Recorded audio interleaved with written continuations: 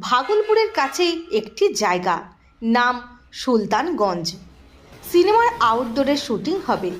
ট্রেনে মালপত্তরের সঙ্গে চলেছে বাংলা সিনেমার তারকারা, বিশ্বজিৎ, ভানু বন্দ্যোপাধ্যায়, তরুণ কুমার এবং আরও অনেকে। সেখানেই রাতের বেলা একদিন এক মহাকাণ্ড। সুলতানগঞ্জের ঘরে সবাই ঘুমিয়ে আছে। হঠাৎ একটা শব্দ হলো। মাঝরাতে এমন আওয়াজ কোথা থেকে এলো? তরুণ কুমারের ঘুমটা ভেঙে গেল। চোখ একটু কচলে দেখলেন এক দৃশ্য। বিশ্বজিতের পায়ের সামনে একটা মস্ত বড় ছায়া।